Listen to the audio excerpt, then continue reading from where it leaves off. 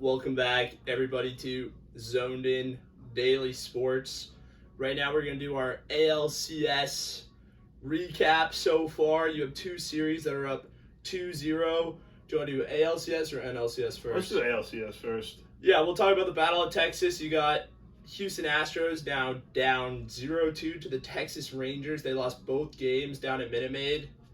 What are your thoughts, Tom? Kind of shocked that the Rangers were able to take two on the road. Now they're heading back to Arlington, and I'd be kind of surprised if they didn't close it out here. But I wouldn't be surprised if Houston took at least one game out of the two. But Texas is up 2-0. I think this is a surprise to a lot of people. But I know I said I thought Texas was going to win. I didn't think it was going to be. I didn't think it was going to be 4 games.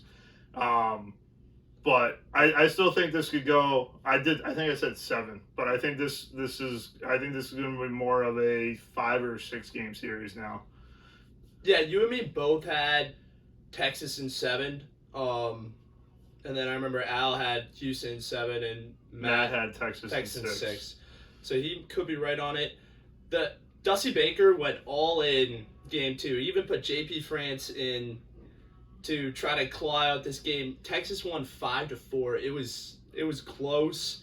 They eke it out. They take 2 away, and now it goes back to Arlington. It's real nail biter. I still think it's a 7-game series. I think Houston's not done yet. It'll be a whole new series if they win 2 games down in Arlington. That'll be then you have a 3-game series with home field advantage. It's going to be close. We can move into NLCS if you want. Yeah. I just one note on the LCS is I wouldn't really say it's home field advantage if Houston lost 2 at home. Yeah, I mean that's if it goes 7. So, but that's definitely true. If it goes 7, I mean both teams are winning on the road. That's kind of wild. So Texas might like that, but it'd definitely be a momentum shift. I think this next game is the series. If Texas wins this game, it's over. Yeah. And then if Houston wins, you could see a momentum shift. This next game is pivotal. Absolutely. In the NLCS. This is the game. This is a must-win for Houston, really. It really is. And you need to expect a lot from Tucker. Like, that kid, he emerged this season, exploded onto the scene. He is their best player, and you need to expect big showing out of him in this game. We can move into NLCS. We've got the D-backs. They're getting slammed right now by Philadelphia. Holy smokes. 10-0. A shutout, a blowout in Game 2 for the Phillies. How do you feel? Not too surprised, I'll be honest. You know what? This Diamondbacks team is a young team, but they're getting some playoff experience. They won 2 series, but we knew this was going to be a very tough series for them. That lineup, it's 1 through 9 for the Phillies is just you can't. If you get through 1, you're not. Chances are you're not going to get through the next. I mean. We mentioned Schwarber, Castellanos, Harper, Turner, and Real Muto, but you can't forget about Rhys Hoskins. Yep. And then there's one. There's like 2 more, but it's definitely one of the hardest lineups to get through. Just 1 through 9. I know we said that the Braves, you think that the Braves have the toughest lineup, but I honestly think that the Braves, the reason why their lineup is so tough is that 3 through like 5 or 6 spot, but the Phillies is just 1 through 9. It's complete, really. It runs deep in Philadelphia.